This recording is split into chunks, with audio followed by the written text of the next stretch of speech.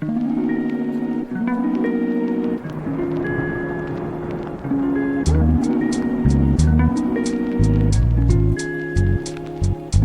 बहनों की लालची भाभी। करिश्मा, रेशमा और मनीषा तीन बहनें हैं। उनका एक भाई भी है, मयंक। मयंक अपनी बहनों को बहुत प्यार करता है, लेकिन मयंक की पत्नी सविता इस मामले में मयंक से बिल्कुल ही अलग है। वो अपनी ननदों का जितना बुरा कर सकती है उतना बुरा करती ही रहती है और अपनी ननदों पर हुक्म भी चलाती है। करिश्मा, करिश्मा, तुमने अभी तक नाश्ता नहीं बनाया? तुम्हारे भैया को ऑफिस जाने में देर हो रही है। हाँ भाभी, बस अभी बनाती हूँ। करिश्मा, तुम ये ढीलापन छोड़ दो। कल को पराए घर जाना है।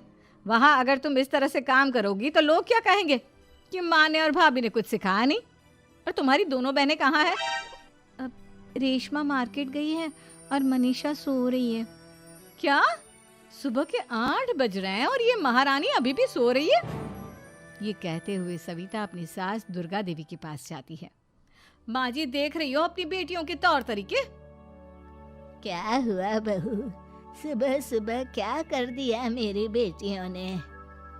अरे एक तो अभी अभी उठकर किचन में गई है, दूसरी सुबह सुबह बाहर चली गई और तीसरी अभी तक सो रही है।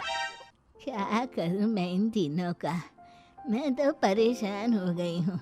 जा जाकर उठा उसे और रेशमा से मैं बात करती हूँ।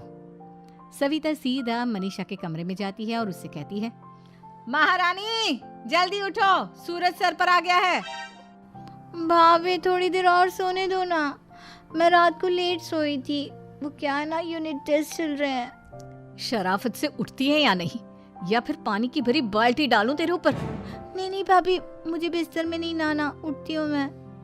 मनीषा जल्दी से उठकर बाथरूम में चली जाती है। सभी आराम से बैठकर नाश्ता कर रहे होते कि तभी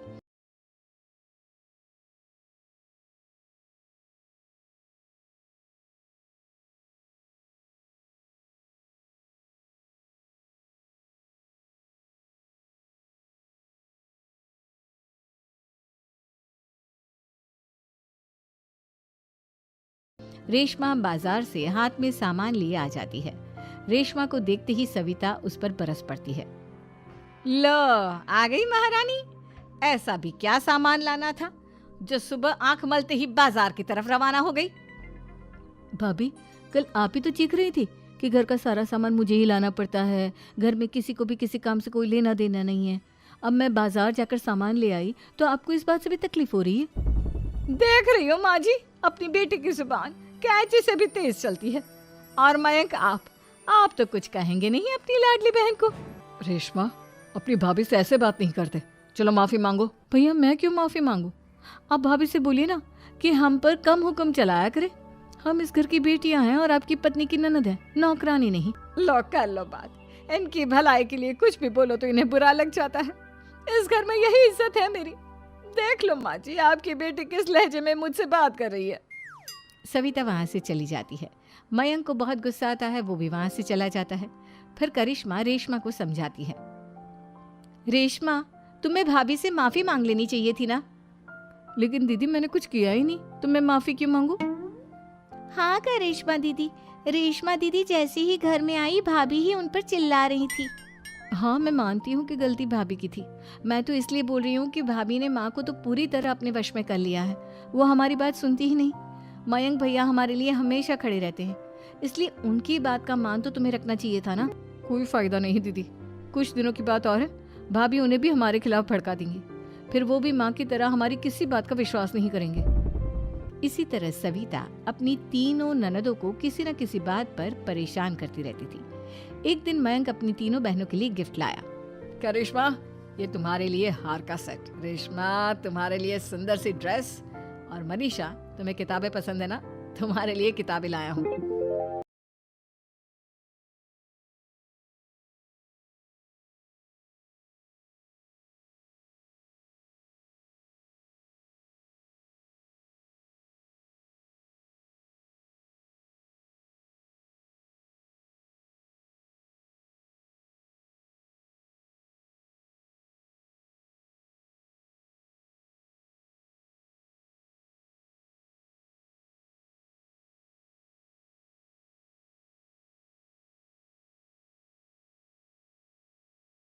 थैंक यू भैया, थैंक यू भैया, थैंक यू भैया।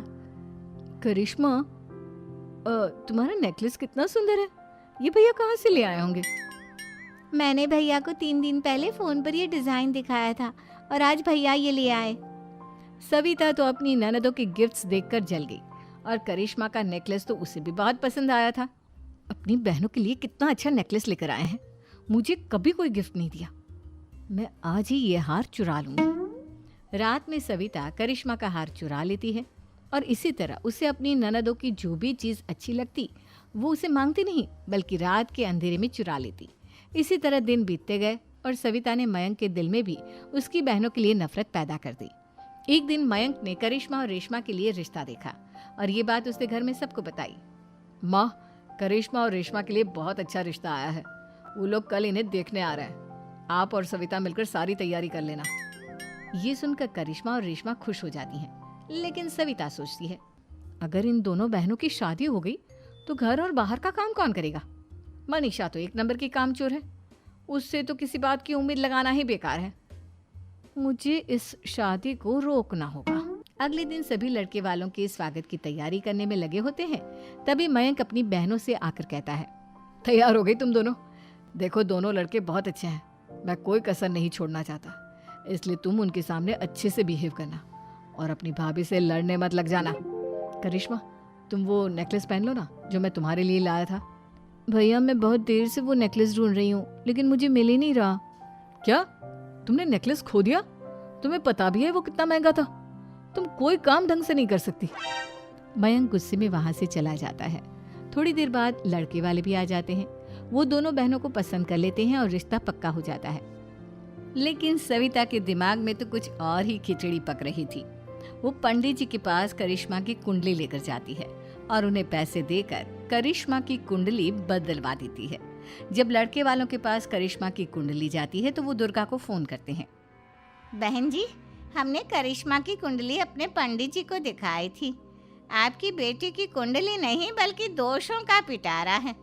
देखिए, मैं और मेरे पति इन सब बातों में बहुत विश्वास करते हैं, इसलिए हम आपकी बेटी से अपने बेटे की शादी नहीं करा सकते। इस तरह करिश्मा का रिश्ता टूट जाता है और सभी घर वालों को बहुत दुख होता है। अब कविता सोचती है, चलो करिश्मा का तो रिश्ता टूट गया, अब रेशमा का भी रिश्ता तोड़ना है। क्या करूं क्या करूं? अब सविता आवाज बदलकर किसी अननोन नंबर से रेशमा के होने वाले ससुराल में फोन करती है। हेलो, मैं कौन हूँ कौन नहीं ये आपके लिए जानना ज़रूरी नहीं, बस इतना सुन लो कि रेशमा का 2 साल से किसी के साथ अफेयर चल रहा है। बस रेशमा का रिश्ता तोड़वाने के लिए सविता का इतना कहना काफी था। अब रेशमा का भी रिश्ता टूट गया। मयंक और दुर्गा देवी ने रेशमा को खूब खरी खोटी सुनाई और उससे बार बार उस लड़के के बारे में पूछने लगे। आप दोनों मुझे क्यों परेशान कर रहे हो? अरे कोई लड़का होगा मेरी लाइफ में तो मैं बताऊंगी ना, जब कोई है ही नहीं तो कहाँ से लाऊं मैं कोई लड़का? तो तेरे होने वाले ससुराल वालों को फोन किसने किया था? माँ, मैं नहीं जानती किसने फोन किया था, मैं सच कह रही हूँ। मैं तो पहले ही कह रही थी इसकी लगाम खींच कर रखो, लेकिन मेरी सुनता ही कौन है। आप चुप रहिए भाभी, ये सब आपका ही किया धरा है। अब तीनों बहनों को विश्वास हो जाता है कि ये सब उनकी भाभी ही कर रही है। तीनों बहनें अपनी भाभी को सबक सिखाने के लिए एक वकील कर लेती है और घर में हिस्सा मांगना। देखो भैया, माँ बाप की जायदाद में जितना बेटों का हक होता है उतना ही बेटियों का, इसलिए इस घर के 4 हिस्से होंगे और हमें अपना हिस्सा चाहिए। मैंने तुम्हारे लिए क्या क्या नहीं किया और तुम इस घर में हिस्सा मांग रही हो? भैया, आप और माँ हम बहनों की कोई बात नहीं सुनते हो और भाभी हमारी शादी नहीं होने देगी क्योंकि उन्हें लगता है कि आप हमारी शादी में ज़्यादा पैसा लगाओगे और उन्हें हम जैसी फ्री की नौकरानी कहाँ मिलेगी। तो हम भाभी के साथ तो रह नहीं सकते, हम बहनों को अपना हिस्सा चाहिए। अरे तुम्हें शर्म आनी चाहिए अपनी भाभी पर ऐसा इल्जाम लगाते हुए। वो तुम्हारे बारे में कितना सोचती है। हाँ माँ, भाभी हमारे बारे में बहुत सोचती है, दिन रात बस यही सोचती रहती है कि किस तरह से अपनी तीनों ननदों को परेशान करूं और कभी मुझे पढ़ने भी नहीं देती। दोनों बहनों का रिश्ता भी तो इन्होंने ही तोड़वाया है और रात में हमारे कमरे में आकर हमारी चीजें भी चुराती हैं। इसी तरह सविता की तीनों ननदें अपनी बात पर अड़ी रही। अब कोर्ट में तारीख भी शुरू हो गई। जब सविता को लगा कि उसकी तीनों ननद इतनी आसानी से नहीं मानने वाली, तो उसने अपने पति और सास को सारी सच्चाई बता दी और अपनी तीनों ननद से माफी मांगी। मयंक और दुर्गा को भी अपनी गलती का एहसास हो गया। अब सविता खुद करिश्मा और रेशमा के लिए अच्छा रिश्ता ढूंढती है और उनकी शादी करवाती है।